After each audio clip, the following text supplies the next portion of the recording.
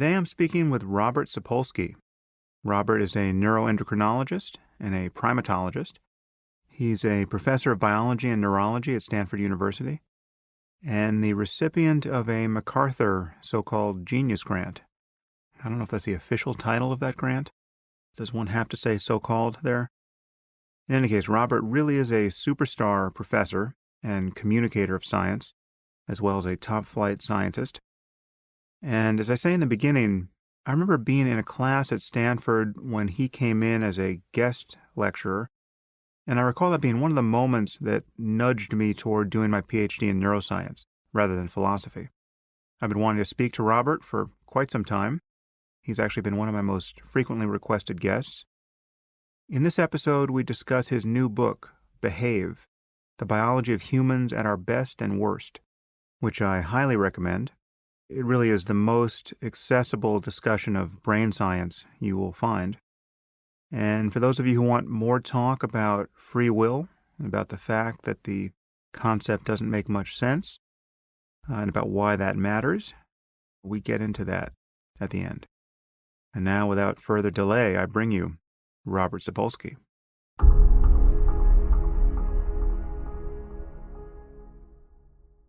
I am here with Robert Sapolsky. Robert, thanks for coming on the podcast. Sure, glad to be here. As you and I know, but our listeners don't, we have been fighting our robot overlords to get a clear connection here. Now, with 2 attempts, and I think we've got it, but as I've said, if this glitches on us, I will get on a plane and come and interview you because we have a lot to talk about. So welcome to the podcast. Thanks for persisting here. I'm trying to check my memory here. I don't think you and I have ever met. We're in very much similar circles, but I recall actually when I was at Stanford, I was in a class with John Gabrielli, I think on the neuroanatomy of memory. Sure. And you were brought in as a guest lecturer, and so that was my first exposure to you, and really fairly early exposure to what is interesting about brain science. You gave this very cool interdisciplinary talk because you are both a neurobiologist and a primatologist, and just you should know that you standing in front of a class of undergraduates for the better part of an hour got into my brain and inspired me in part to go the direction I did. So thank you for that. Well, thanks. That's that's really good to hear. So you've written this book, Behave, which is just this monumental tour of the human brain and behavior. And we will cover some of it. We definitely will not exhaust what is interesting in that book. But what you did here is, as I know all too well, it's really hard to write about the brain in a way that's accessible because it's not so much that the concepts are so hard, but once you get into the details and you start naming parts, it just becomes this thicket of neuroanatomical terms and people totally lose the plot. You really do a fantastic job in this book of giving scientific detail in a way that is not at all boring and really quite accessible. And it's honestly, this is not something I have managed to do in my books. And that's why when I bring in the relevant neuroscience, I kind of get in and get out as quickly as possible because it makes for brutal reading. But you've struck a wonderful balance here. So more praise to you. Well, thanks. I have had to survive neuroanatomy classes, so I know exactly how awful all the multisyllabic names can be. So I'm still traumatized myself. Yeah, yeah. So I want to talk before we get into your book, just about your background here and the way in which you've married what is essentially neuroendocrinology and primatology, so which is a fairly unique combination. I can't imagine there are too many of you at meetings with the same bio. How has primatology informed your study of the brain? And if I'm not mistaken, you focus exclusively on baboons, right? So how has the Yeah. picking of baboons been relevant here? Well, sort of the common theme in my work has been to understand the effects of stress on health, in particular, the effects of stress on the brain. And what do you know? The punchline for all of that is stress can do some pretty lousy things to the brain. What I've spent many decades doing is, as you say, sort of oscillating between being a lab scientist, growing neurons in petri dishes, mucking around with their genes and such, and then for 32 summers, picking up and going to a national park in East Africa and studying baboons there. Um, and these are the same animals I return to each year, animals I can dart, can anesthetize, and when they're unconscious, do a whole bunch of like basic sort of clinical tests you would do in a human. In terms of balancing the two, they've always kind of complemented each other in that you observe something or other interesting about the brain based on your petri dish neurons or your lab rats, and that's great. But the question, of course, is whether this like actually tells us anything about the real world. Let's go study a primate in its natural habitat. And then you see something interesting behaviorally with these wild primates, and you say, geez, I wonder like if it's this part of the brain or what's going on there. And thus you go back to the lab and your cultured neurons. So it's been sort of a very privileged ability to do these sort of complementary approaches. Hmm. I'm now picturing you darting these baboons. Do you do it yourself? Do you actually fire the gun? It's a blowgun. It takes surprisingly little practice. Fortunately, baboons have very large rear ends, which is what you aim for. And I'm beyond cliched as like your nice liberal. And so the ability to like sort of sneak around the bush with a blowgun and shoot at wild baboons That's and like do awesome. that, it's great. It's like and you're doing conservation work the whole time. So it's yeah, it's a blast. I love doing it. Now, do the baboons recognize you enough to and recognize what you're doing enough or the consequences of your darting to form a grievance against you darting them? Not if things go well. I mean, sort of 90% of the time out there, you're collecting behavioral data, which is your basic Jane Goodall sort of scene where you're just hanging with them from dawn till dusk, and there's sort of a whole science about doing it in a quantitative, objective kind of way. So it's actually an infrequent day where I'm out darting. But one of the things that actually makes it quite difficult is you can't dart somebody until there's nobody else around and nobody looking and he's turned the other way. You dart him and he responds as if he's been stung by a bee or has sat on a thorn, jumps up, scratches his rear for a second, sits back down, and then 3 minutes later he's unconscious. So you get one alone and when he's unconscious, you can approach him and no one else intervenes from the troop or notices what you're doing at that point? Well, that's when it all goes perfectly smoothly. When it doesn't, he decides to pick up in those 3 minutes before going under and walk over and sit down right in the middle of a gazillion other baboons or get into a fight with somebody. And those are the those are the ones that don't go so well. What are you doing to the reputations of these baboons that walk among their troop and start a fight and then promptly faint from your anesthesia? Well, it's it's got to cause all sorts of interesting belief systems in these animals that I can't quite access. That's funny. Now, are there disanalogies between baboons and humans that are of interest here? Because they're further from us than chimps. So are there ways in which chimps are similar to humans and baboons aren't? And if so, why the choice to study baboons?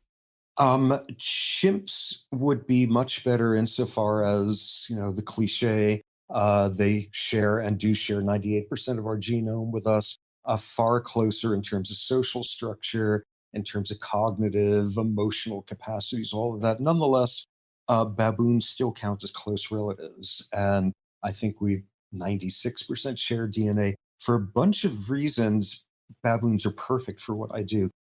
They live out in the open in these big open grasslands, so you can see them 12 hours a day, and you can actually like see them to dart them. They don't live up in trees. They're not endangered. They're big. They've got lots of blood that you could borrow from them for your sort of tests. But probably most of all, given that I study stress, none of us are getting stressed because we're like riddled with you know diphtheria or some horrible chronic illness. None of us are getting stressed because we're chased by saber-toothed tigers every day. Instead, we're westernized humans, which is to say, we get chronic psychosocial stress.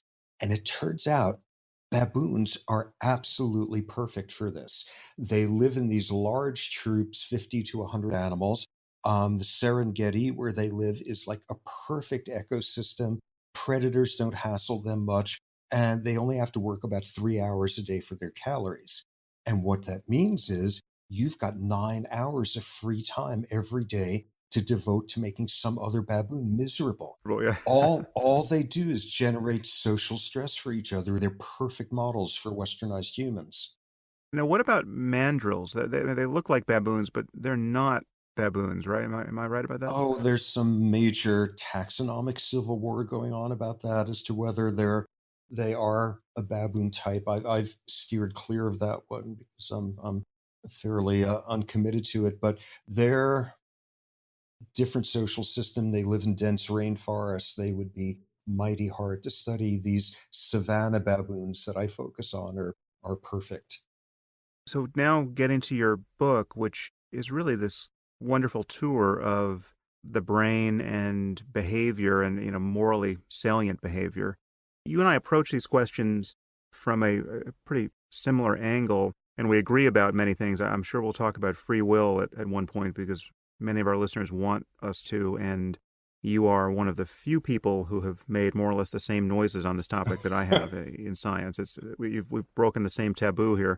That'll be fun to talk about. But to start with where you're coming from, you have a kind of unity of knowledge approach, and you look at the various levels of scientific explanation from neurophysiological and genetic to psychological and cultural, and each of these clearly has a different language game associated with it, but you like I don't make much of the transitions between these levels. But you do something interesting here where you find a novel way of segmenting these different levels of analysis with respect to time, the proximity to causing human behavior, which is very interesting. So talk about how you break down the levels of scientific explanation Sure. in a temporal Like sense. as behavioral biologists, which most of us are in some stripe or other, a behavior occurs, and we are, in a sense, asking,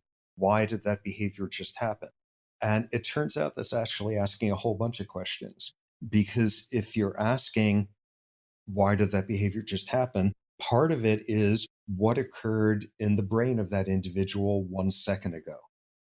But you're also saying, what were the sensory cues in the environment a minute ago that triggered those neurons? And you're also asking, what did that person's hormone levels this morning over the recent hours or days have to do with making them more or less sensitive to those sensory cues, which then trigger those neurons? And then you're often running to neural plasticity over the course of months, back to childhood, back to fetal environment, which turns out to be phenomenally influential on adult behavior. And then you're back to genes. But then if you're still asking, why did that behavior occur? You're also asking, well, what sort of culture was this person raised in? Which often winds up meaning, what were this person's ancestors doing a couple of hundred years ago? What were the ecological influences on that? And finally, when you're saying, why did that behavior occur? You're also asking something about the millions of years of evolutionary pressures beforehand. So it's not just the case that, ooh, it's important to remember to look at these things at multiple levels. Exactly as you said, ultimately they merge into the same. If you're talking about the brain, you're talking about the childhood experiences when the brain was assembled. If you're talking about genes, you're implicitly talking about the evolution of them. All of these just are a confluence of influences on behavior that are all sort of interconnected. Yeah, yeah. Well, we'll get back to precisely that picture when we talk about free will, because obviously there's a lot of confusion about degrees of freedom for the mind when you're talking about the neurophysiology of human behavior or the way in which culture influences brain development. The punchline here, obviously, is that once you grant that the brain is the the final common pathway of all these influences when you're talking about human thought and intention and behavior, well, then you have to grant that what the brain is doing is the proximate cause of what the person is doing. And either you're gonna sign on to the Yep. laws of physics here or you're not. So we'll get we'll get back to that. But there's a common misunderstanding around the relationship between reason and emotion, just across the board, but in particular with respect to human behavior and the answering of moral questions, the way in which we just form a worldview. That there's this idea that you can be emotionally motivated or you can be motivated by emotion free rationality. Let's perform a little psychosurgery on that idea. What you treat this in your book. How do you think about reason and emotion? Well, it's the inevitable like Coke versus Pepsi dichotomy there. And as to which is more important, which influences the other more in terms of our actions.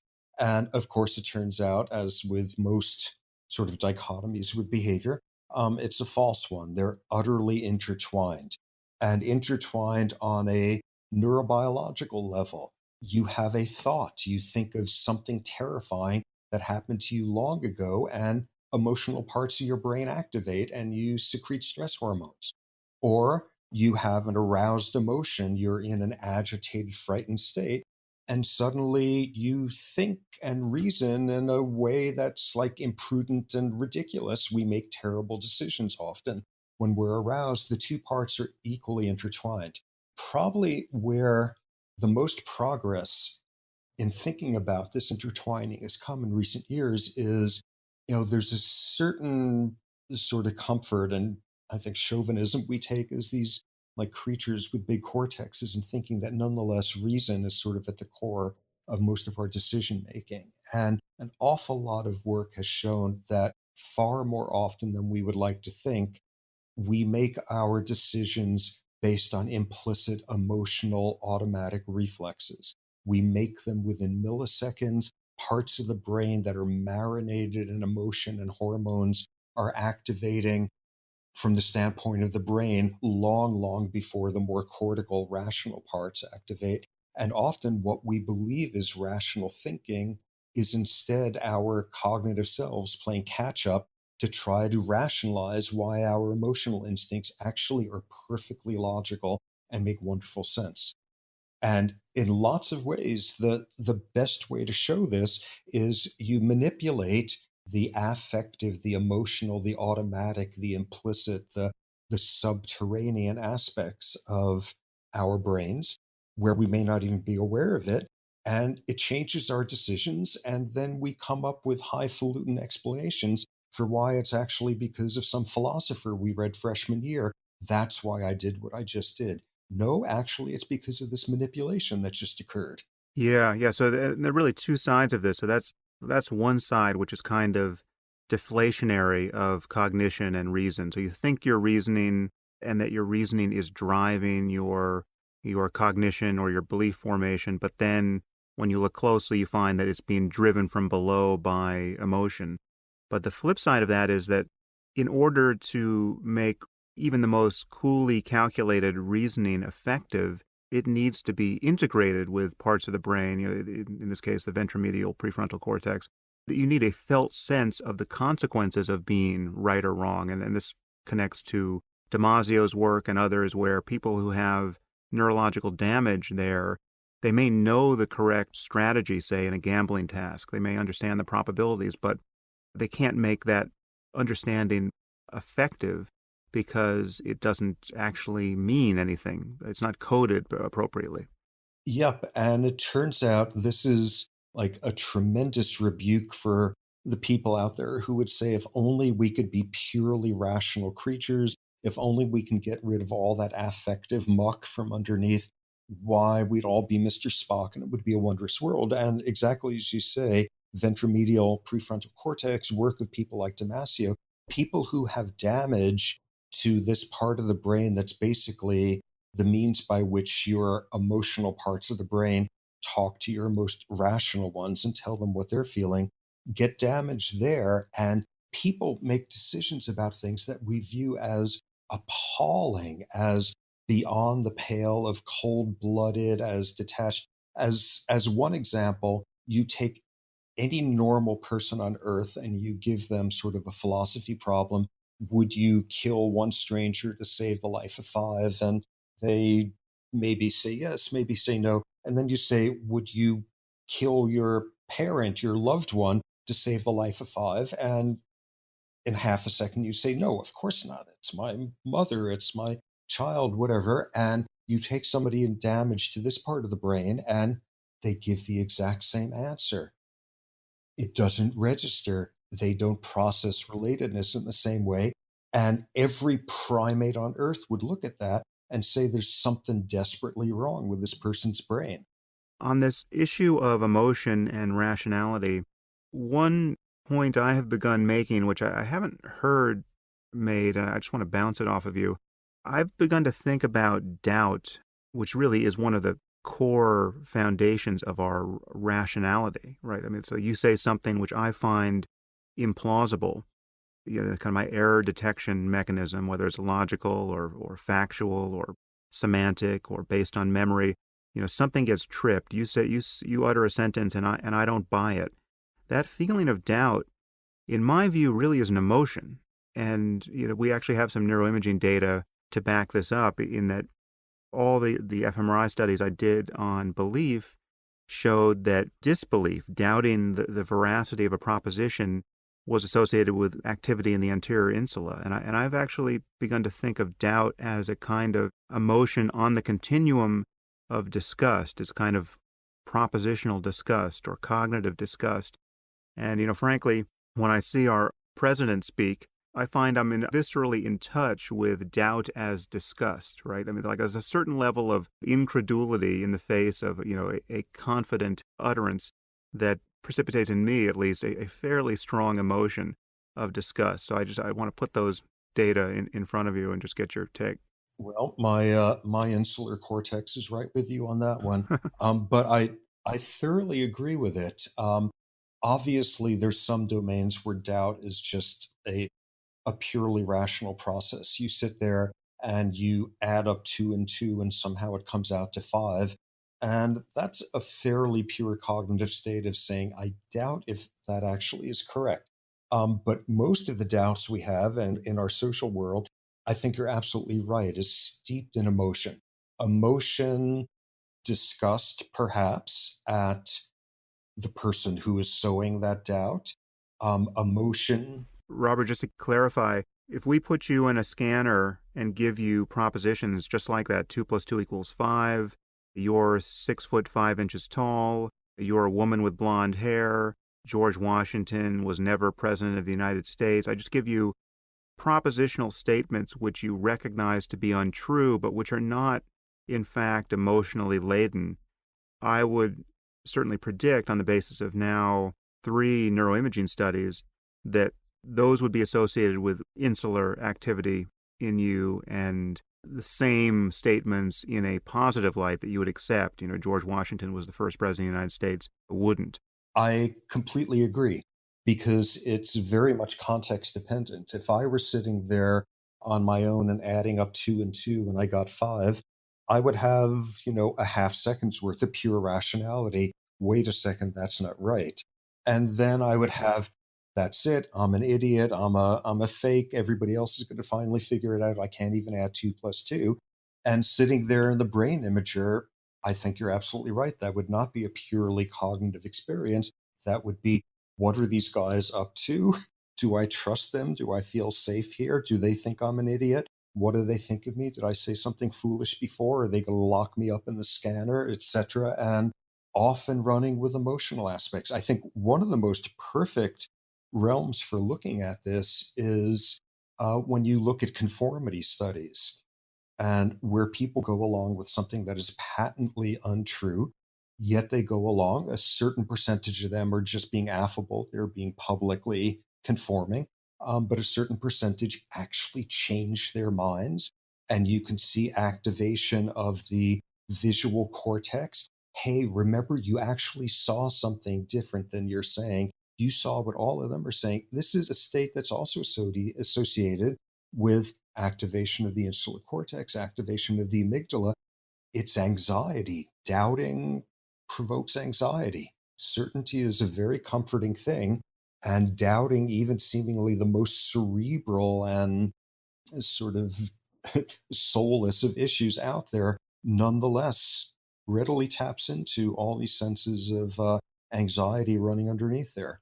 There's this other piece here, which is that the brain doesn't have, I mean, this is just a constraint of evolution. We were not built so as to acquire new cognitive abilities de novo.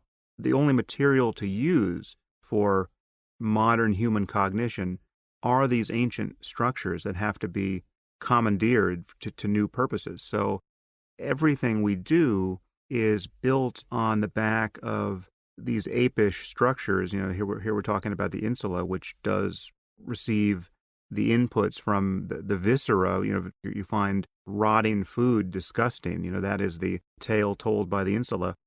And the only way to build a mind that has the capacity to find abstract ideas repugnant is to be repurposing or extending the purpose of these brain areas that were doing nothing of the kind in apes like ourselves that couldn't form abstract ideas. Absolutely. And it's a totally fascinating domain. The fact that this insular cortex, which, if you're like mole, will tell you if you're eating something rotten, activates in humans thinking about moral disgust. That a part of the brain that does temperature sensing for you is also activated when you're contemplating whether somebody has a warm or a cold personality. That the parts of your brain, some parts that are involved in pain detection, in a very literal sense, also activate when you're feeling empathic about somebody else's pain.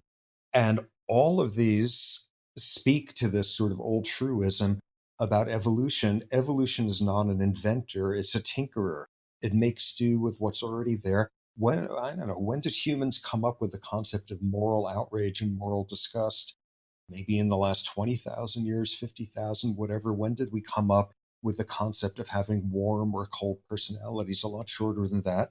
And at that point, like, nobody sits down and says, okay, we need to evolve an entirely new part of the brain that does moral disgust. They say, insula, I know, they do, that kind of sounds the same. They do food disgust.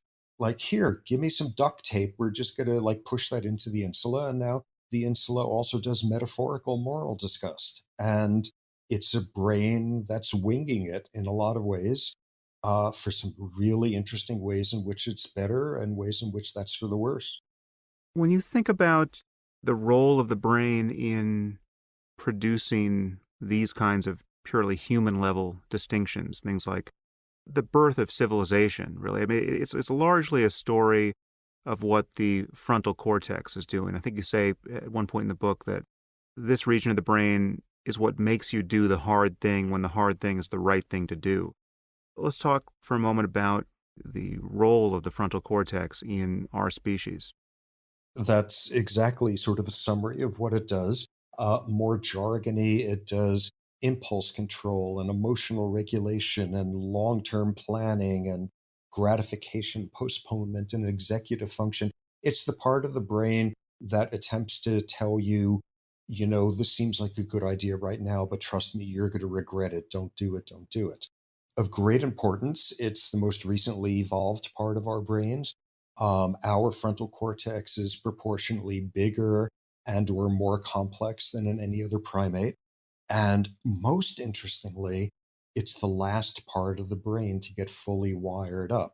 I mean, we're accustomed to images of, you know, your brain is pretty much set to go by the time you're at kindergarten.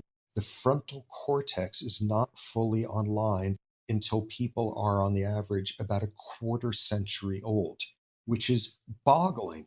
Which is boggling, but it also tells you a whole lot about why adolescents act in adolescent ways, because the frontal cortex isn't very powerful yet. But in that is an incredibly interesting implication, which is if the frontal cortex that does all this complex, like culture specific reasoning and regulating of behavior, If the frontal cortex is the last part of the brain to fully mature, by definition, it's the part of the brain that is least constrained by genes and most shaped by experience.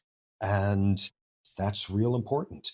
Because think about, I mean, sort of, okay, the frontal cortex, it's your moral barometer, if that's the right metaphor, it's your Calvinist voice whispering in your head. So the frontal cortex, for example, plays a central role if you're tempted to lie about something. And if you manage to avoid that temptation, your frontal cortex had something to do with it. But at the same time, if you do decide to lie, your frontal cortex plays an enormous role in you doing an effective job at lying, because that's a version of frontal regulation also. Okay, control my voice, don't make eye contact, don't let my face do something funny. That's a frontal task also.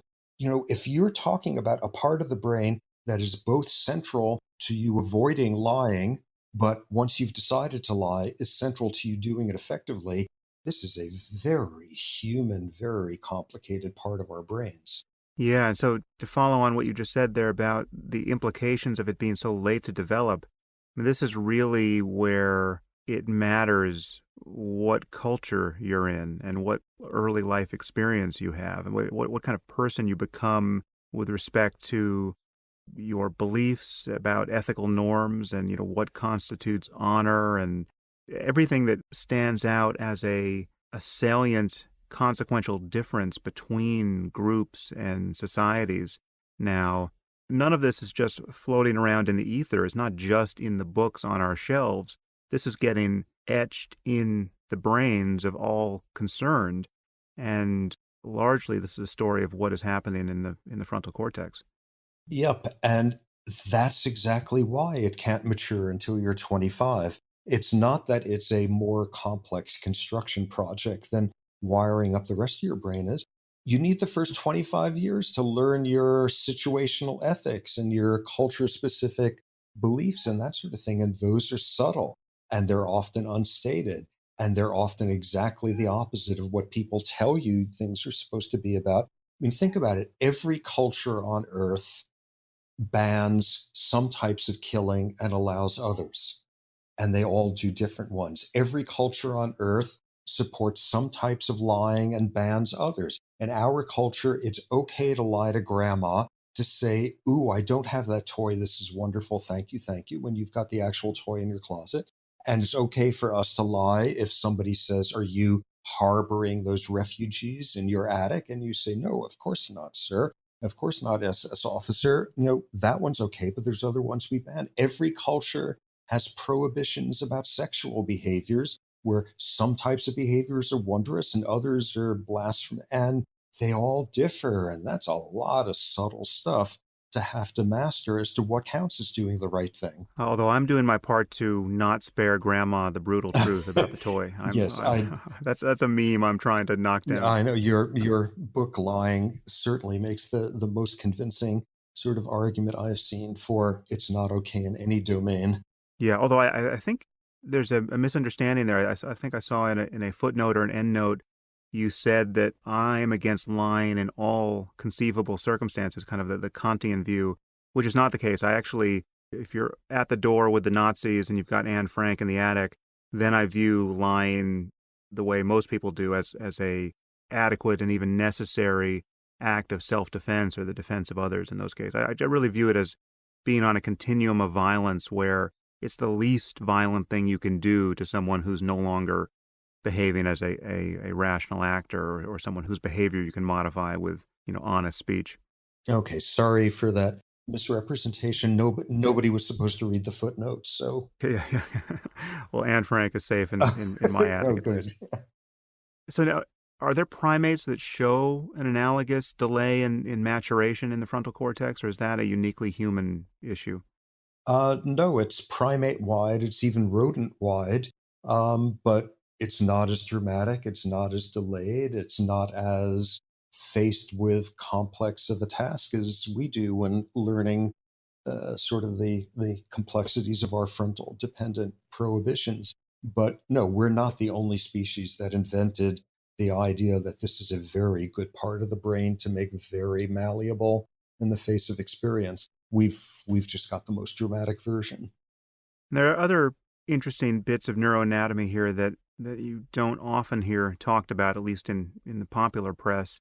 There's something called von Economo neurons, which are unique in primates and cetaceans and elephants, I believe, and they're I think uniquely in the insula and anterior cingulate, or preferentially there, and they relate to social cognition and self-awareness. Give us a potted description of what's happening there with these neurons. They're very cool.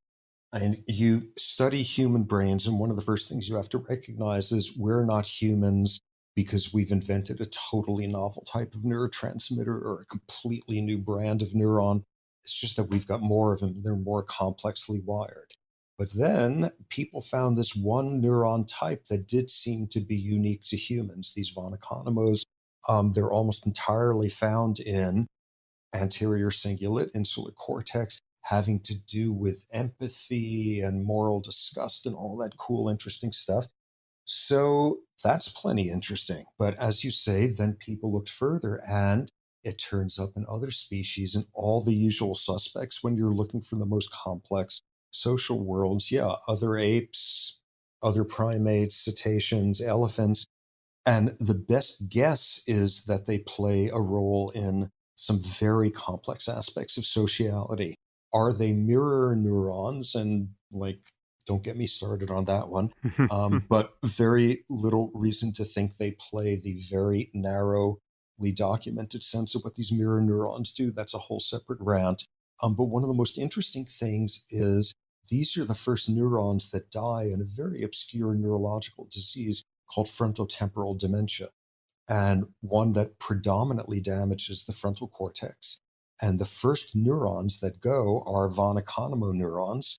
And two interesting things about that. What that tells you is these are really expensive, vulnerable neurons to operate if they're the first ones that keel over. But the other thing is, what does the disease look like? Disinhibited, socially inappropriate behavior. And often it's initially viewed as a psychiatric disorder until you realize this is a massive neurological sort of carpet bombing of the front part of your brain. Whatever these neurons are doing, they are very, very much sort of specialized for the most complex social things we fancy species do. Yeah, well, so I think the last stop on our Cook's tour of the brain here, or at least the Cook's tour of the frontal cortex, is the dorsolateral PFC, which is associated with much of what we consider to be higher rationality or executive control. And activity here is able to dampen activity in emotional parts of the brain, like the limbic system, for instance, the amygdala in particular, reducing negative affect.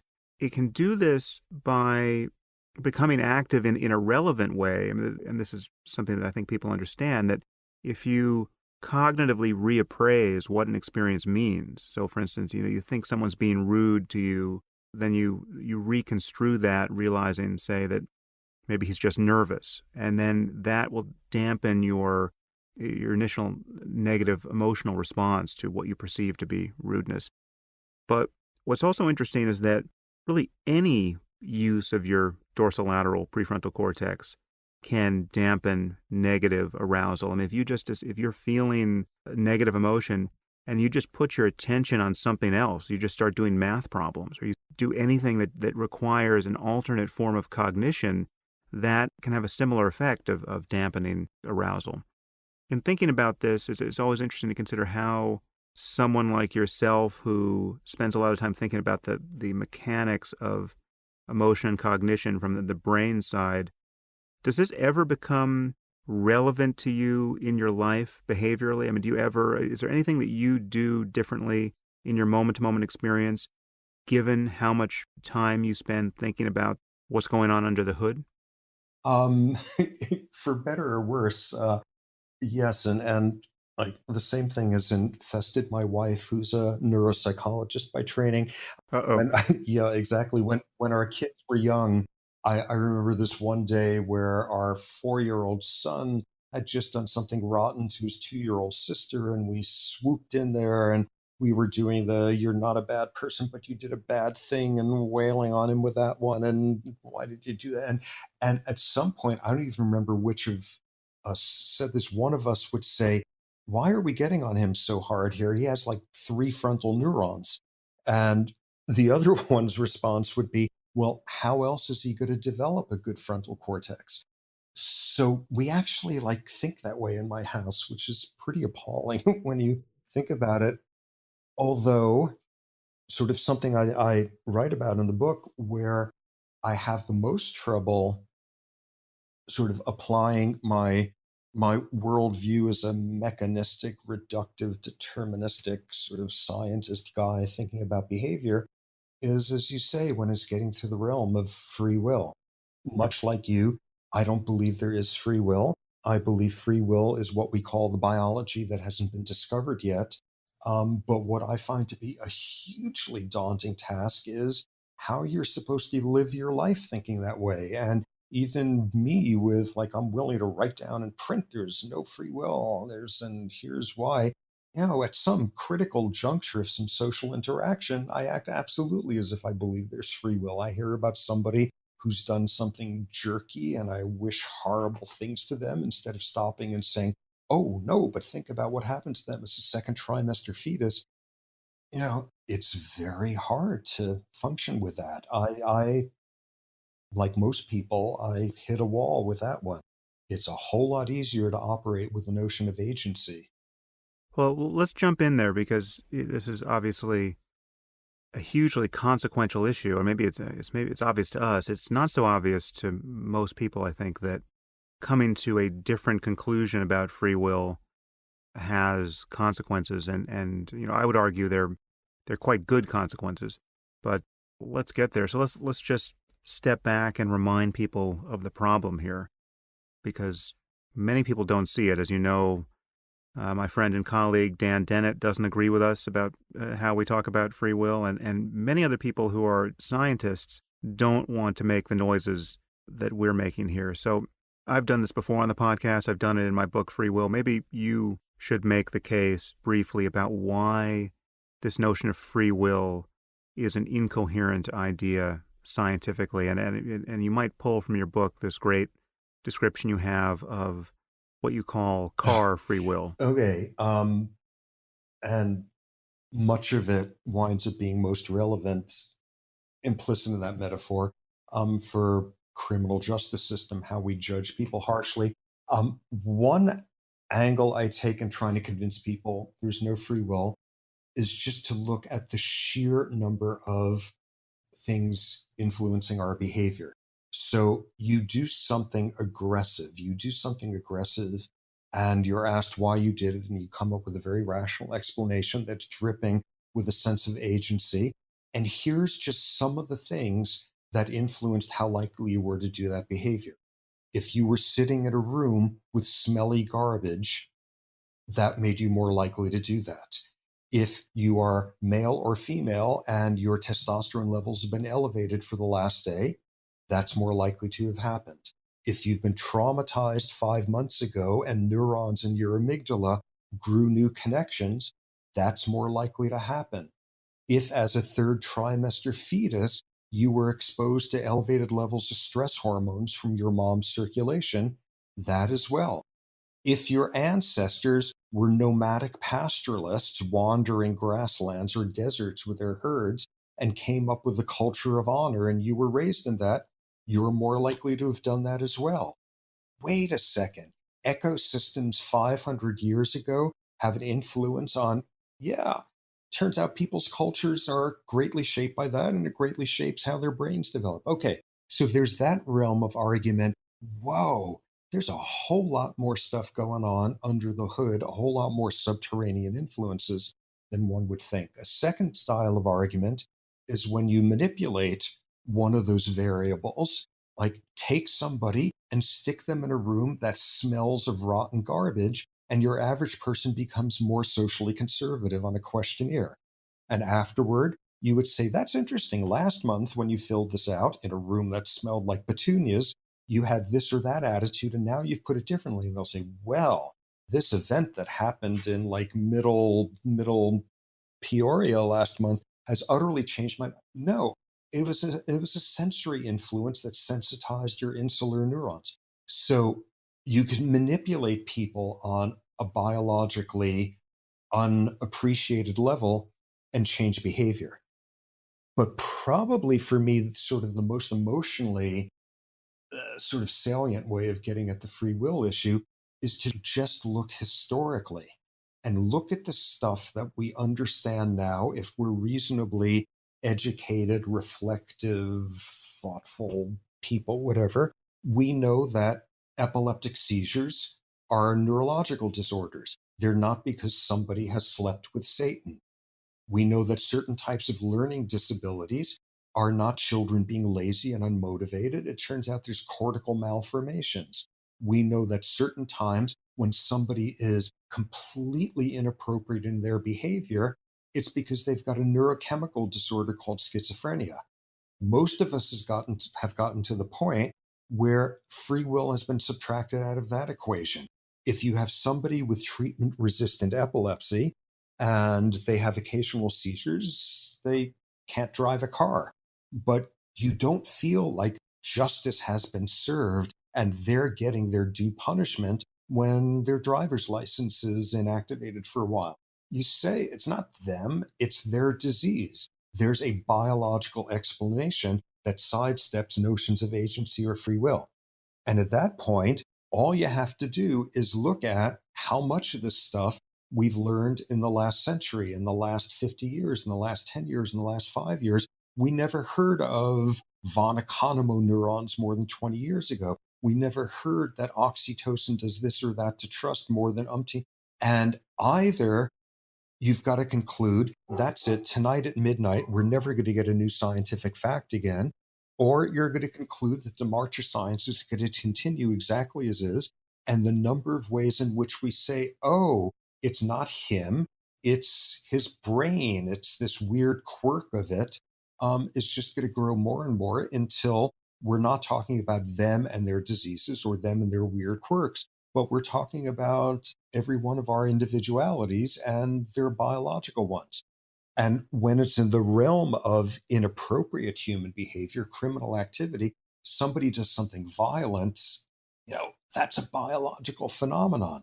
That's not to say you don't do anything where you forgive everything. Forgive is an irrelevant word. If a car's brakes are faulty, you don't let it out on the street. It's going to kill somebody. You fix them if you can.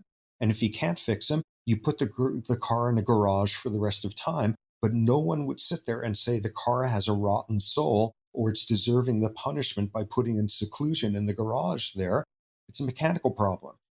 And if somebody says, wow, that's so dehumanizing to view us as just biological machines, that's a hell of a lot better than sermonizing us into having bad souls. Perhaps we should talk about Charles Whitman here because he really brings home the point. So this is something that is a case I've written about. Many people have written about Charles in the context of discussing these issues, and as you do in the book. So, Whitman committed one of the worst mass murders in U.S. history. This was in 1966. And he started by killing his mother and his wife, I think by stabbing each of them in the heart. And then the next morning, he climbed a tower at the University of Texas and with a small arsenal, spent about 2 hours shooting people at random, and he killed, I think it was 14 and wounded something like 32 until he was finally shot by police. So given those facts, Whitman just appears to be the quintessence of human evil, except he left a suicide note, or what amounted to a suicide note, where he was complaining about his emotional life prior to these events and how he found his behavior totally inexplicable. I mean, he loved his wife and his mother. He had been flooded by irrational thoughts and violent impulses, and he found he couldn't resist them. And I mean, he had terrible headaches, and he had other symptoms. And then he actually recommended that his own brain be autopsied so that doctors could figure out what is wrong with him. And lo and behold, upon his death, his brain was autopsied, and they found a large tumor in his hypothalamus that was pressing on his amygdala. And as you and I both know, this is certainly a plausible place for a tumor to be pressing to drive this symptomology. So when that's discovered, this understanding of a purely neuroanatomical, neurophysiological causal influence becomes exculpatory. We don't view Whitman as one of the most evil people in human history. We view him as a victim of biology, really. I mean, this is an unlucky person, and if you had a glioblastoma pressing against your amygdala 24 hours a day, who knows what you would be up to? And everyone feels this. And my argument has been for years now that really a brain tumor is just a coarse-grained example of clear causality.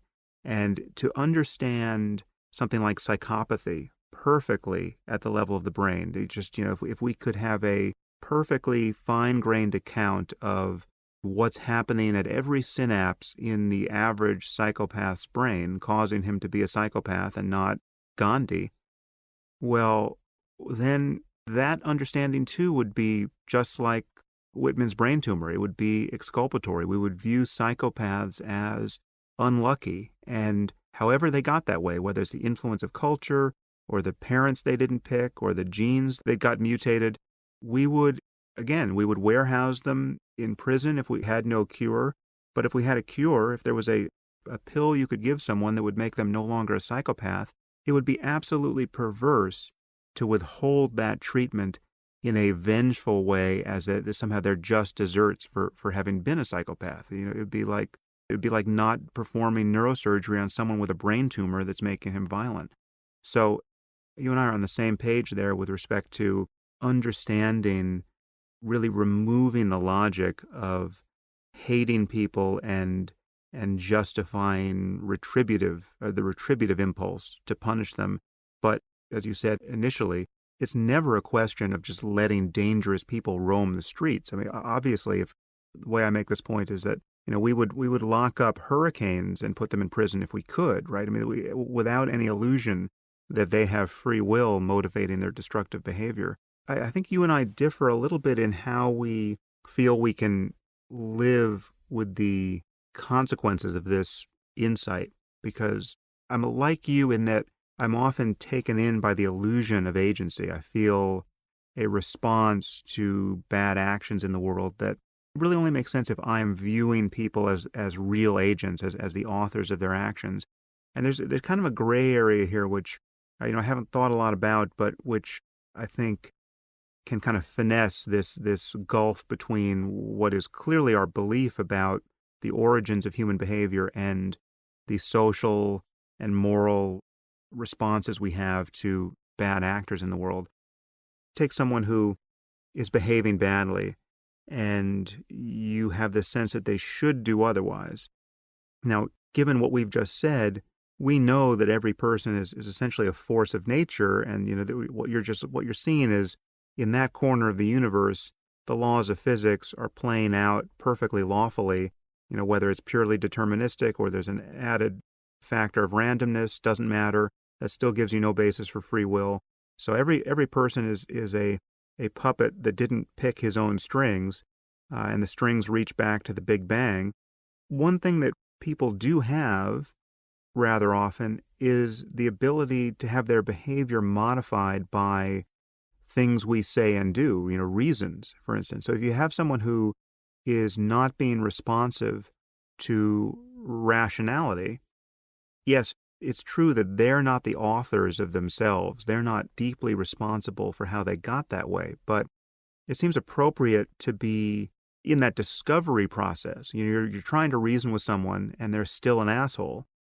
That discovery process is appropriately fraught with frustration as you're trying to negotiate or navigate, or as you're coming to understand that you're in the presence of a malfunctioning robot, or a robot that doesn't function the way good robots should, which is you say something sensible and they accept it.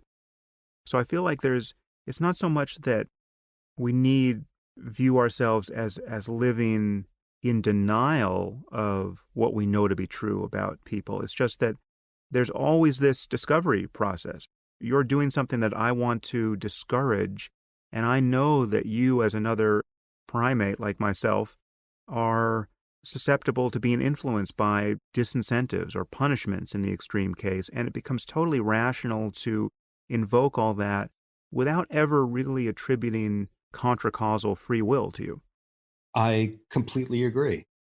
Whether Eric Kandel's classic work with aplesia, a sea slug, all the way up to us, nervous systems can be conditioned with positive reinforcement, with negative reinforcement.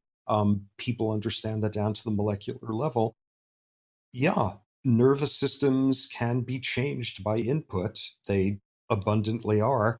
And some of the time that will take the form of what we might more absently call punishment. Um, but in those cases, that may be necessary to change somebody's behavior. I mean, if a child gets a timeout for doing something rotten to some other kid, the adverse state of having the timeout is going to do things to their frontal cortical neurons, and they're going to thus strengthen the synapses that tell them not to do that the next time. And it's a whole mechanistic thing. And nonetheless, that was punitive.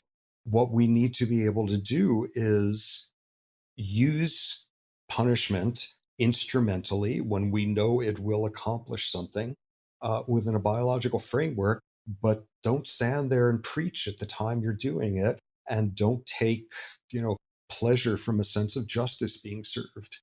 The wrinkle here is that the pleasure of justice and even a lust for vengeance runs so deep in us. And I'm struck by this story that I believe I've spoken about on the podcast before, but it's just such a good example of this. You must know Jared Diamond. We're in similar circles. Did you ever read his piece in the New Yorker where he talked about his father-in-law's experience as a Holocaust survivor? No, And no. I could be getting some of the superficial details here wrong. It's been a while since I've read it, but it's the gist is certainly correct. His father-in-law was a Holocaust survivor and was sent to Auschwitz or Treblinka or someplace horrible. And when he returned to his village, I think he was from Poland, in the aftermath of the war, he found the person responsible for having turned in his entire family. And I think this person actually was part of the gang that actually either murdered some of his family on the spot or sent all of them to a death camp. But in any case, there was one person who was truly culpable for this mob-like behavior that was visited upon his family. And so he found this person after the war and was, as you might imagine, really tempted to enact vengeance himself. But, his frontal cortex came online and he decided, that this is the only path forward to heal his society was to turn this person over to the authorities and see that justice is done. So he did that.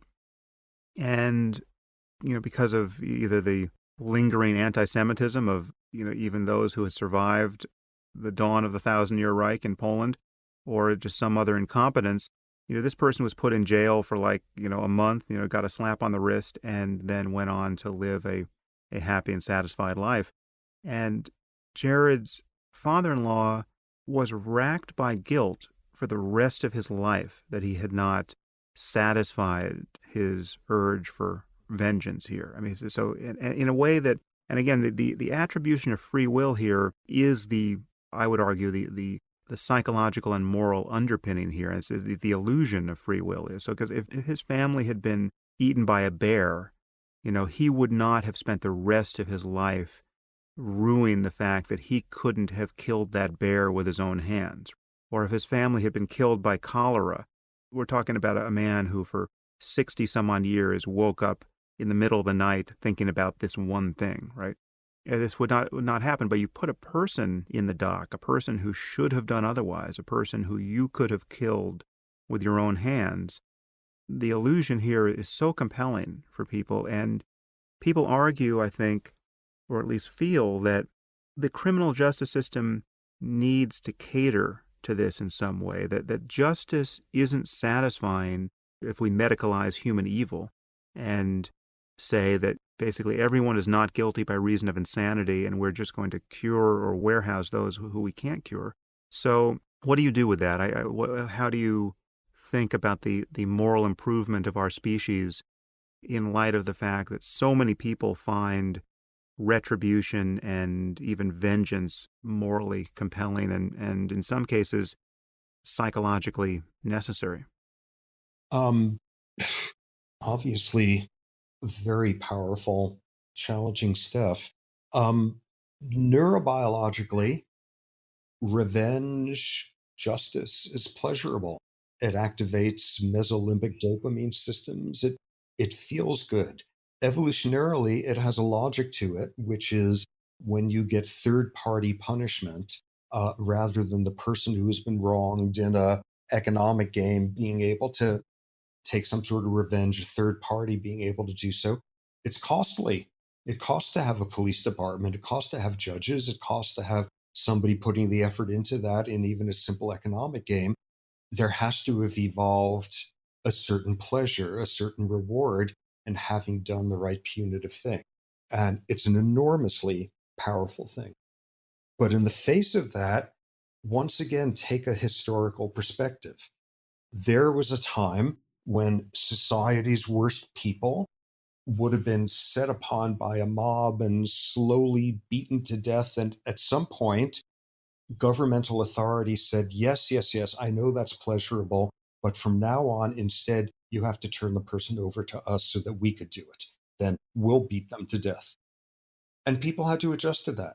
And then at some later point, people would come to that and they would then say, yes, it's true, but we're now transitioning to, we're going to do something more humane. We're going to hang people. Yes, you could come and see it and bring your picnic baskets. We're going to have a public hanging, but you're just going to have to get your pleasures elsewhere than thinking about the person being slowly beaten to death. And people adjusted to that. And then you don't have crowds at executions anymore. And then we have people designing machines that do more lethal and at every step of the way, what essentially has been said, yes, yes, yes, you get a certain visceral, febrile sense of pleasurable vengeance in getting to do it this way.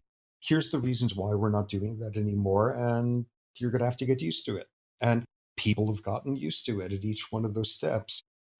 People will have to get used to their notions that a damaging act by a human is, again, like a bear, like a hurricane. We're able to do that when it is absolutely clear it was unintentional on the person's part, it was purely accidental, and they're crippled with remorse. We're capable of doing that. We simply will have to expand that further. And at any given point where the line is currently drawn, it seems inconceivable. My God, if somebody did that to my loved ones and they got to spend the rest of their life enjoying 3 meals a day and the smell of new flowers or who knows what, that would just consume me. At each one of those, there's a cultural shift as to what things, nonetheless, we don't do anymore. And it's just going to keep happening. I fully agree. I think I heard you on a Radiolab episode where you were brought in to talk about a specific case where I believe the person had epilepsy and had a resection, a surgical treatment for it, and it essentially gave him Kluver-Bucy syndrome, which you could describe.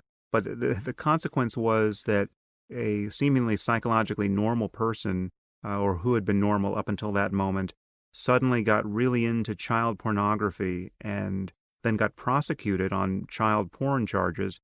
And the judge sort of split the difference in sentencing between the fully draconian penalty that you would give to the ordinary consumer of child pornography and letting him off as somebody who had a neurological disorder. And it was something like, I could be a little off here, but something like 8 years in prison. I mean, it's not at all trivial. And the person himself and his wife and even the producers of the segment seemed to all judge this to be more or less the right thing. I mean, kind of the wisdom of Solomon had been achieved here. And you were just horrified. Do you remember that case? Oh, yes. It was a very fun taping arguing about that one with the Radio Lab guys. Yeah, I was horrified. The crux of it was that, okay, after damage to this part of the brain, he had this classic Kluver-Bucy syndrome that was first described in, I believe, the 1930s, when that part of the brain was damaged in monkeys. And you would see inappropriate sexual behavior afterward, hypersexuality. You would see hyperphagia, animals ate compulsively. You would see inappropriate aggression. Okay, so we just learned something about what that part of the brain does. Okay, so this guy is surgically damaged in that part of the brain to control the seizures. And he got obsessive eating afterward, all sorts of other perseverative behaviors. And he got this strange, utterly abnormal hypersexuality in terms of child pornography. Okay, so it's due to his brain damage. But the critical thing, the crux of the whole issue was he spent his nights up filling his computer with this obsessively, hours after hours. And amid that, despite that, he never once downloaded a picture of child pornography on his work computer. Aha, concluded the judge. Yes, the brain damage has something to do with why this person suddenly started manifesting this completely bizarre, criminal, unprecedented behavior. But the fact that he was able to nonetheless suppress that behavior at work shows that there's still some free will there. And thus, given that there's evidence of free will, let's split the difference and you'll get half the jail time that the prosecutors recommended. And the crux of it there was this notion that if at 8 in the morning you were able to prevent yourself from doing some behavior, but at 8 at night you can't, that's evidence of free will. Whereas all that is evidence that the biology works differently under different circumstances. Somebody with Tourette's syndrome, where you get compulsive ticking, compulsive scatology, cursing, all sorts of inappropriate gestures and stuff. And people with milder cases of Tourette's are able to suppress it. They suppress it during work throughout the day. And by 5 o'clock, when they step outside, they have an explosion of Touretting and tics and such. Does that mean that it's less of a neurological disorder than if somebody had the Tourette's throughout the day? No, it just tells you something about the wiring of how much their frontal cortex could regulate some of their involuntary sounds. In the same way, you get somebody with moderate dementia, and in the morning, they can tell you their name and what century it is.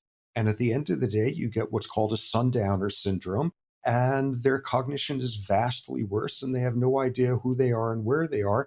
And the next morning, their cognition, ooh, does that mean that they are some of the time choosing not to remember their name?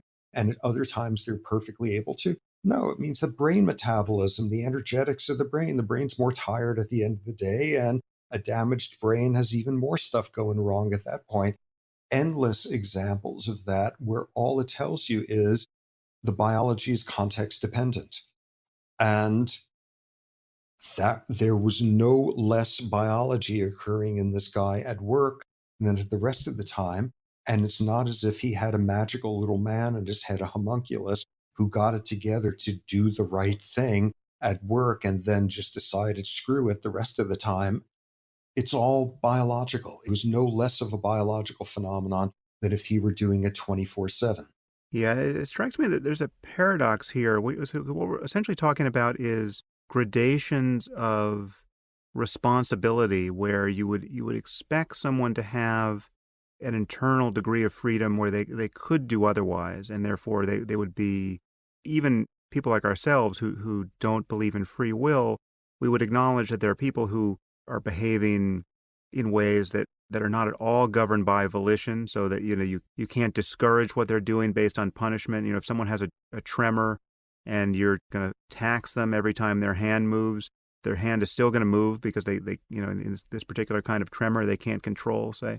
So we'll acknowledge the difference between voluntary and involuntary behavior, and there's a spectrum of competence. You can only expect so much of a 3-year-old or someone with Alzheimer's. But when you get to the most competent, the most potentially responsible, the people who really should be able to own the consequences of their behavior as much as possible, what I find is you land at a kind of moral mirage.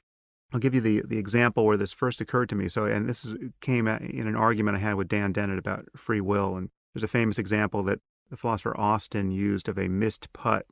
And, Dan was using it for his nefarious purposes, trying to make a mockery of my account of free will.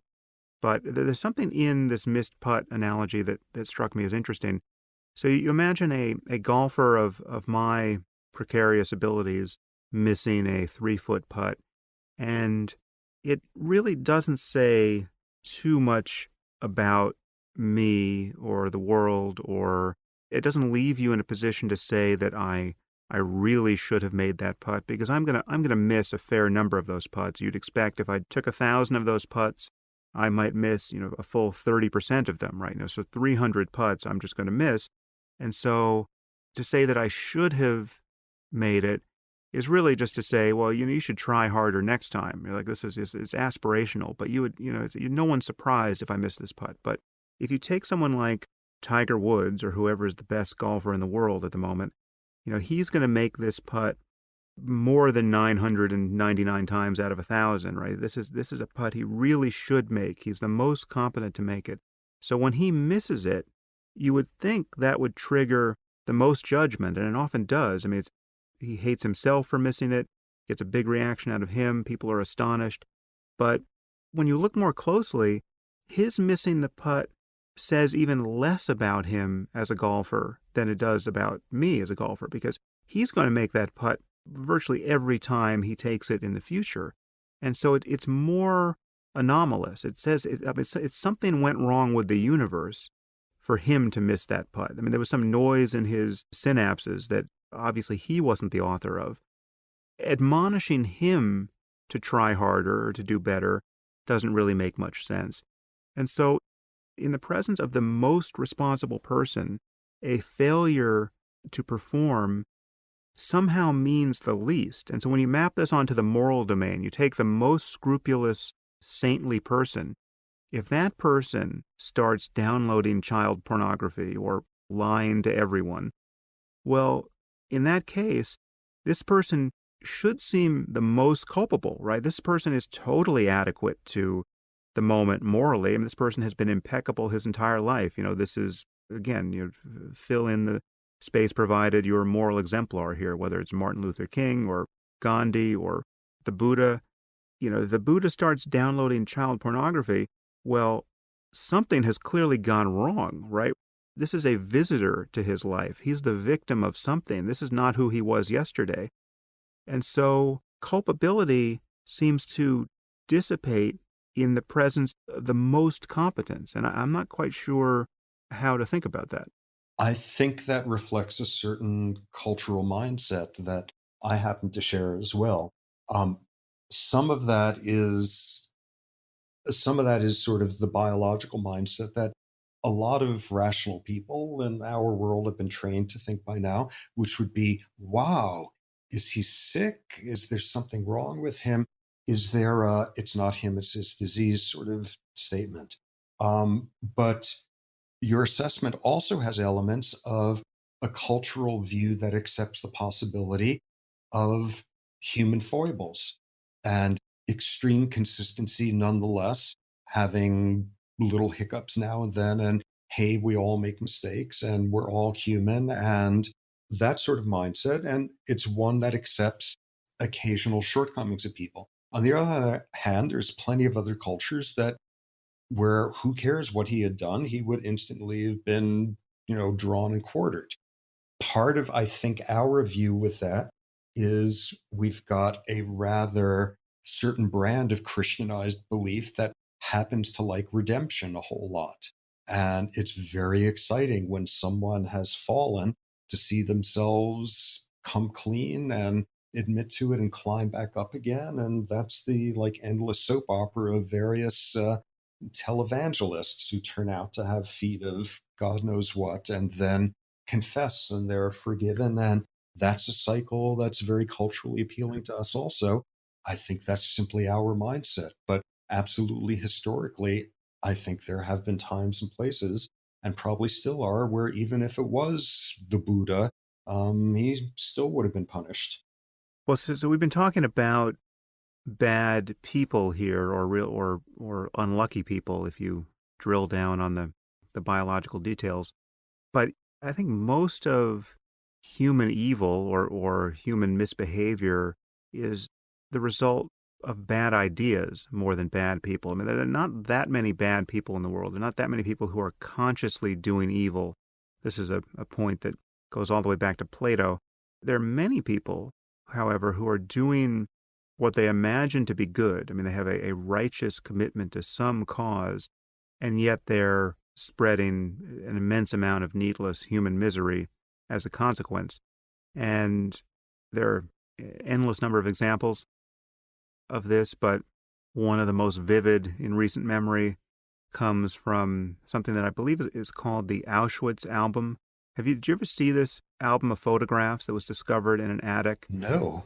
You should Google this, or when we're done, I'll find it and I'll send you a link.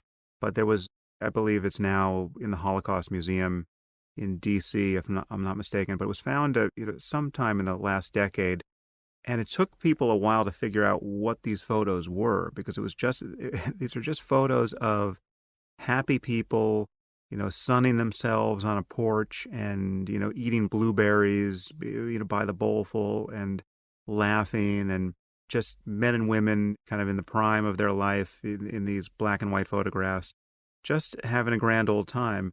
And then, based on some details or some further photos, it was discovered that these were actually the guards and staff at Auschwitz, just on their leisure days in this chalet, which was basically under the plume of smoke of human ash coming out of the crematory of Auschwitz. I mean, it could not be more proximate. And these are the people who are gassing and cremating women and children, and starving slave laborers by day.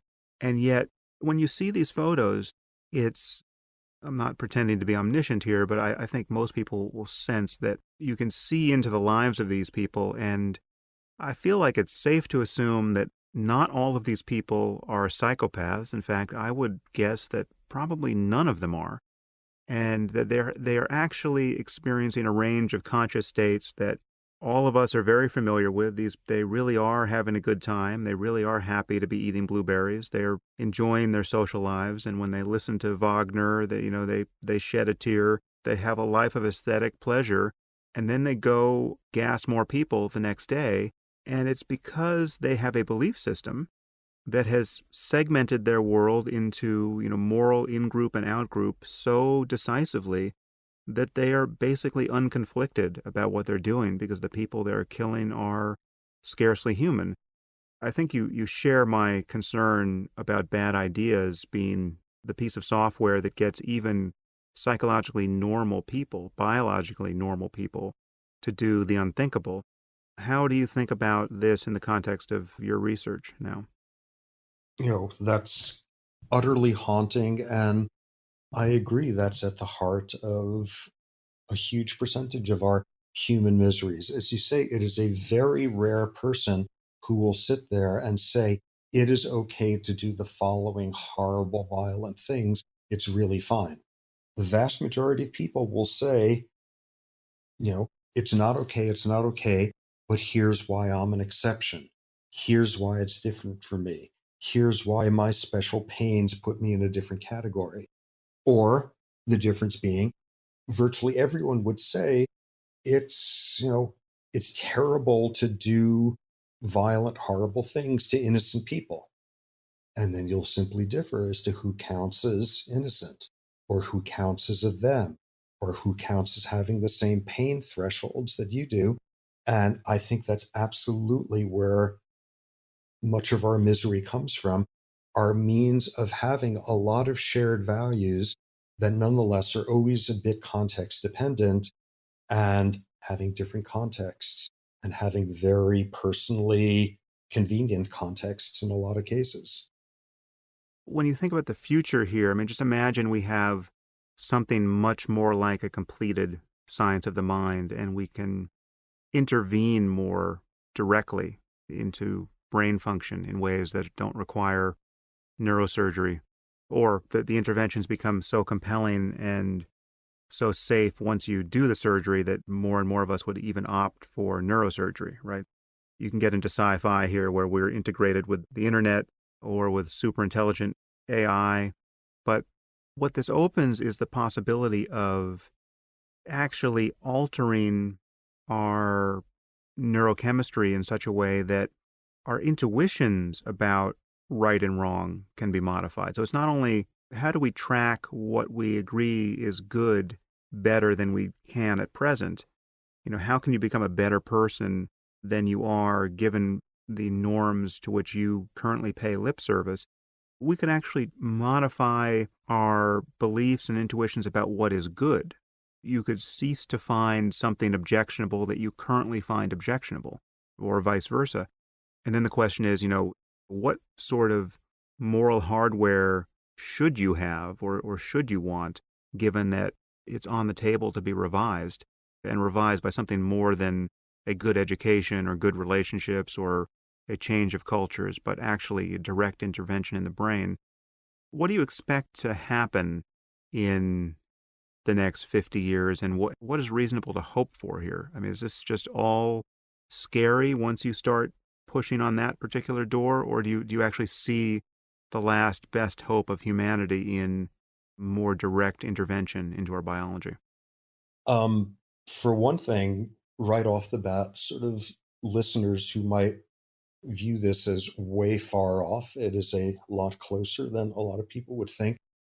Stunningly interesting studies using this technique, transcranial magnetic stimulation, where you could non-invasively change the activity of small clusters of cortical neurons in people exactly when you press the button, and you change people's moral decisions. You change people's level of generosity in economic games, and then you stop pressing the button and they go back to where they were before.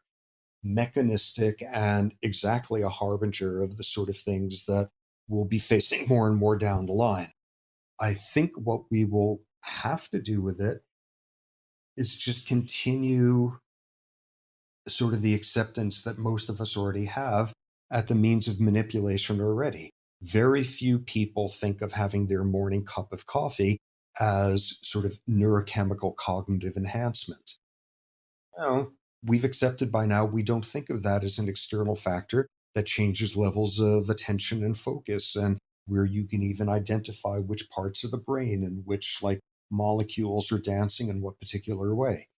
People with a history of chronic depression, when they are first finally medicated with something that works, when they're a week into their first experience with Prozac, if they've lucked out on that one, and they're transformed.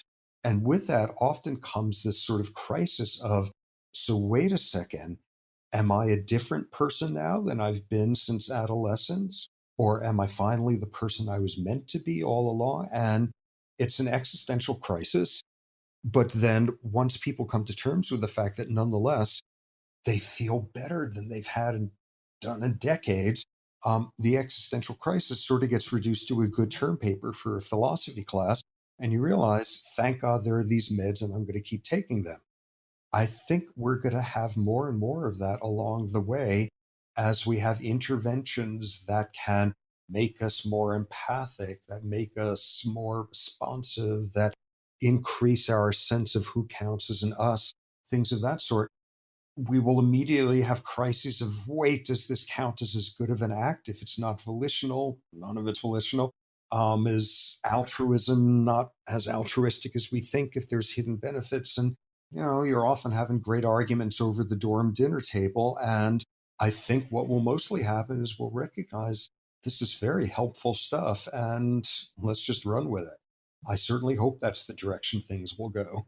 As a final topic where I think we agree about more or less everything, I want to touch your view on religion and its relationship to science. I mean, just the way in which those two foundations of a worldview are in tension. But now you have a very different backstory than I do. You grew up in actually an Orthodox family surrounded by religious people, and you, if I'm not mistaken, were intensely religious until you were something like 13, right? Yep. Yep. What disabused you of your belief there? Did it just you just collided with a science textbook, or what made it seem implausible? And what was the first thing that do you remember what the first chink in the edifice? Yep, I had a crisis of rather than trying to make sense of biological determinism, theistic determinism, the Exodus story.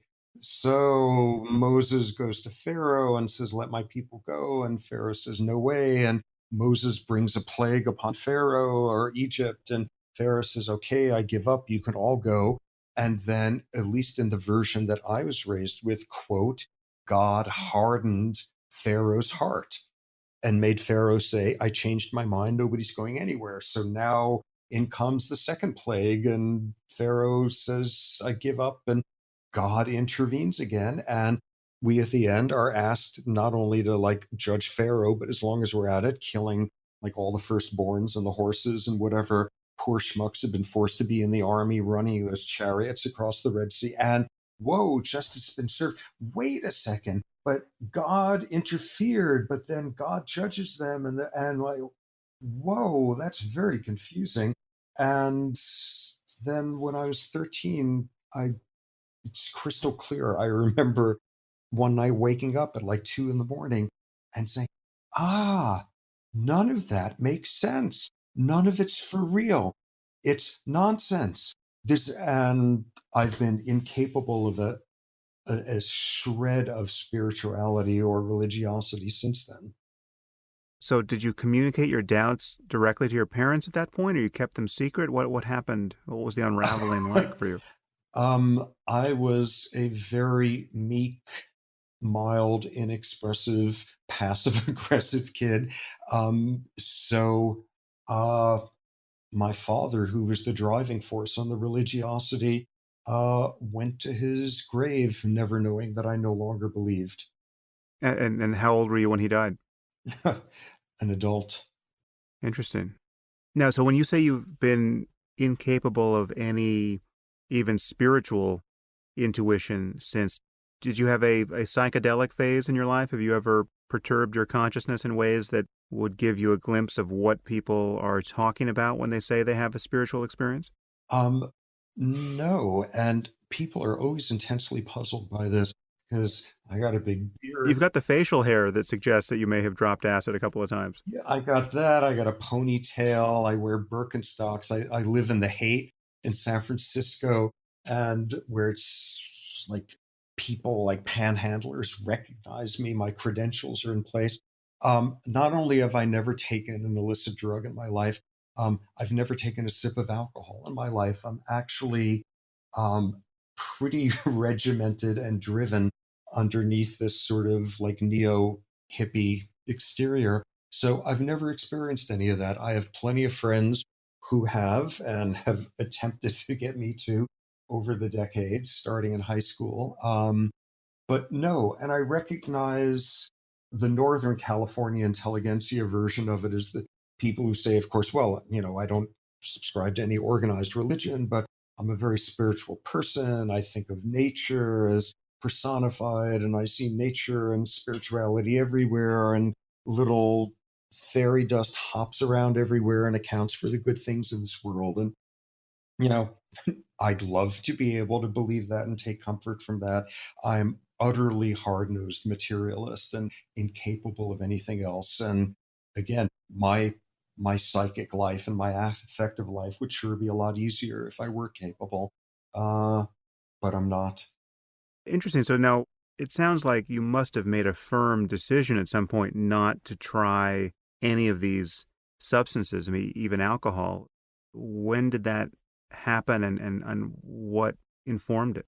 Well, a little bit of being biologically trained and knowing that's not a great thing for one's nervous system, but this was a decision like early on in high school amid everybody else going that route. Although, isn't the research on that somewhat equivocal now? I mean, isn't there some research that suggests that there's a protective effect against dementia? And now, speaking in particular about alcohol and mortality, there seems to be a reduction in mortality. I don't know which of these studies to trust, and it's been a long time since I've looked at this research, but I'm sure some of them have been funded by Anheuser-Busch but my understanding is that at least there's some data that moderate alcohol use is correlated with a decline of mortality across the board, and there's some potential neuroprotective effect in moderation. I can't imagine you're so interested in that given that it's not a part of your life, but do you know anything about that? Yeah, grudgingly, I'm forced to say that there does seem to be some evidence for it. My guess is half a dozen push-ups a day, like are equivalent in their protective effects. Like you, I haven't followed that literature closely, but it does seem a little bit valid. Nonetheless, this is something like that has never crossed my lips or my nasal cavity or my bloodstream. So you decided at some point that it was the healthiest thing you could do to just not take any of these things. Is there more to it than that?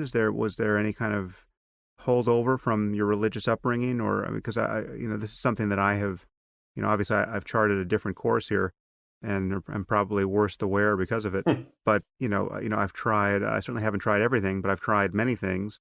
If I map that resolution onto myself, it would have required some belief that moving from 0 to 1 on any of these substances is just something that I have to have I have a good reason not to do and never to reconsider.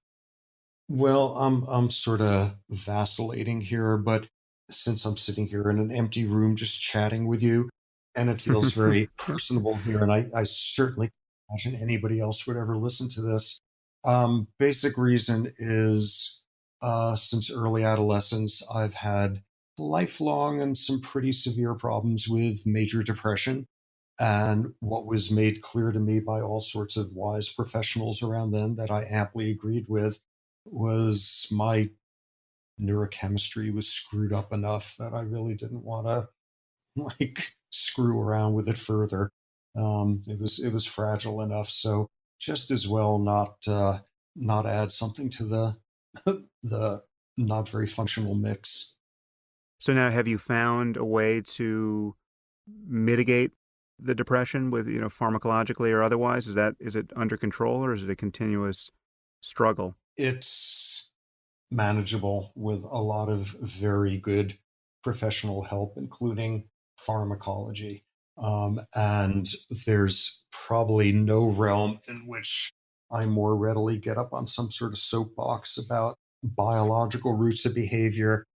It's a biochemical disorder. It's some screwy genes. It's some screwy early experience that synergistically does you in, coupled with the genes. It's screwed up neurotransmitters. It's as biochemical of a disorder as is diabetes. And it's very hard to accept that. And for people to, and it's far easier to decide that, hey, I know how to work hard, or I was very disciplined at this. I have a lot of gumption and backbone. I should be able to overcome that. Come on, pull yourself together. It's a biological disorder. And I tell that to people endlessly. And sometimes I even pay attention to when I'm telling people that. For any of our listeners who are dealing with this or have a member of their family who is dealing with it, do you have any advice? I mean, any memes you think they should ream out of their heads? It sounds like you just did that to a couple, or anything, or any resources you think they should seek out before others. Okay, going into preacherly mode here, amid there being lots of reasons where a lot of the meds are abused, overprescribed, used for the wrong reasons, used as a crutch, used for blah, blah, military industrial pharmacological complex, be on your guard, et cetera, et cetera. An untreated major depression is one of the most life threatening diseases out there. As another thing to emphasize in there, in terms of its biological roots, you don't sit somebody down who has diabetes and say, oh, come on, what's with this insulin stuff? Stop babying yourself, pull yourself together. Whether it's you or whether it's a loved one dealing with the likes of something like major depression, it's a biological phenomenon. You don't tell people, come on, heal your broken bone faster. Let's see some discipline and backbone here.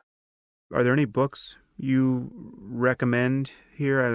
There have been some great books on depression that it's been a while since I've read them, but I remember William Styron's book, Darkness Visible, is a very short window onto this experience of having a major depressive episode. And Andrew Solomon wrote a book, The Noonday Demon, which I remember being great. Is there anything you recommend to people? Those, in fact, are two of my favorites in that regard. Couple that with reading some of the websites put up by the places, the likes of National Institute of Mental Health and stuff, of trying to instead get from a scientific, from a biological perspective, to get people to recognize this is a disease, this is biology, this is not a problem with willpower. Well, Robert, I'm mindful of our time now, and so I'm going to give you a final question, a big picture question that I don't think I've asked of anyone yet. This seems to be in your wheelhouse. If you could come back in 1,000 years, assuming our descendants survive, what do you think you would see? Will we be recognizably human? How much are we going to take the reins of genetic engineering and anything else, integrating ourselves with machines?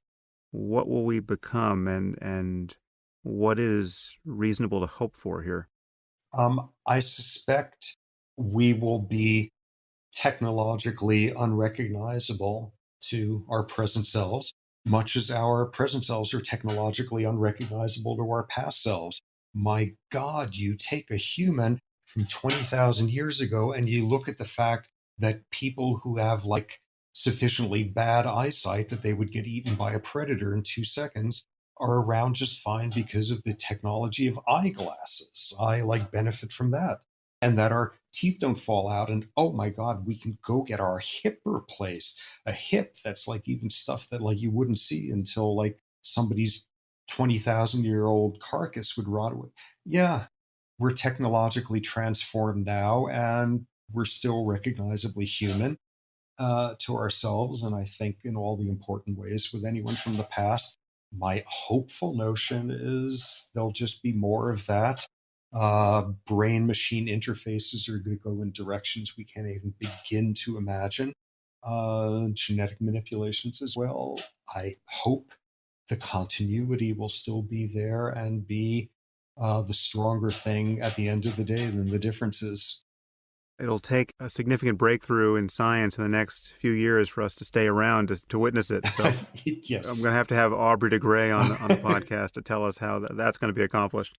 Another man with an impressive beard. Yes, I greatly admire his. I aspire to it, in fact.